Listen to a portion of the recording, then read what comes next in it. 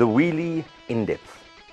We've had such a great response on the wheelie, and it's created such a hype on the actual portal that we've decided now that we're going to go in depth and actually give advice on how it's done. We've employed the services once again of Brian Kappa, because he's the best at it, and he's going to show us step for step how it's to be done, frame for frame, and let it be really self-explanatory once he's doing it. I think this is very good to learn from. Enjoy.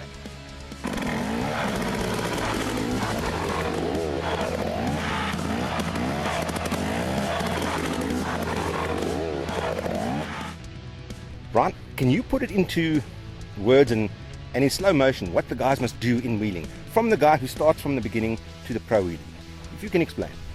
Well, you know, the biggest thing, the bottom line with the wheelie is that you want to get it onto balance point. So, in other words, just before the front wheel falls down and just before it goes over and you land on your back. So, to get it onto that balance point is the most difficult part, because it's incredibly difficult to have the throttle control and the clutch control. And of course, if it does go too far, you need to be ready to pull the clutch, hit the back brake, and decelerate at exactly the same time. So that all takes years and years of experience and training to be able to do that. But like anything, it's like practice.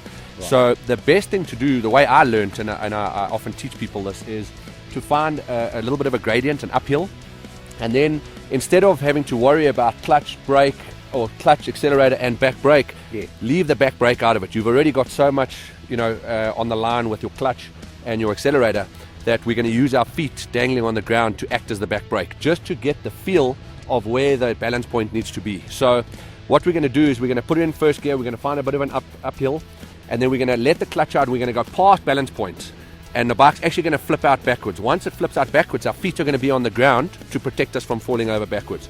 Right. Then what we're going to do is with our feet, that's going to act as our back brake, and the front wheel will come down again. And instead of the front wheel touching the ground, we're going to hit a bit of gas again. And once we hit the gas again, the back wheel, the front wheel will come up, and the back, it'll stay on the back wheel, and we're going to control that on the accelerator. Now that's going to take a bit of time to get the clutch, accelerator used to it.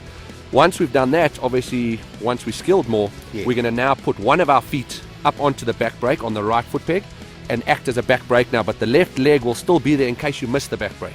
Okay. And what we're going to do once we've got that dialed, and you're going to go up and down the street or wherever you're doing it, don't do it on the street, but you're going to do it up and down wherever you find an uphill until you've got that perfect feeling of where the balance point is, and once you're used to the back brake. And once you've, of course, got the back brake dialed, then you're going to put your other foot on, and then you dial. Then you're going to be on that balance point.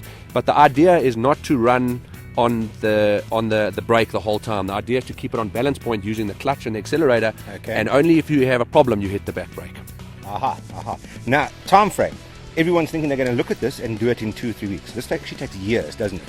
Well, to perfect the wheelie on any surface takes years, but to get the throttle control and the clutch control 100% can take you one afternoon. I learned it when I was 12 years old, and I got it in one afternoon. Okay, I used a trials bike, so the seat was a little lower. So if you have access to a trials bike, I would use that, or even take the seat off the motorbike, because then it's lower, or use a smaller type bike.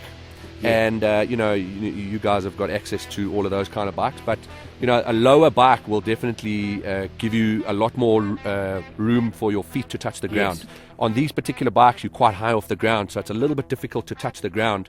But once you've got that accelerator, clutch control, back brake dialed, you can start doing circle wheelies, and you can start playing around controlling with it. It does. It's like anything. It's time in the saddle, years and years of training to really perfect it. But to get the action on the accelerator right, you could probably do it in a day or two. It's actually quite quick.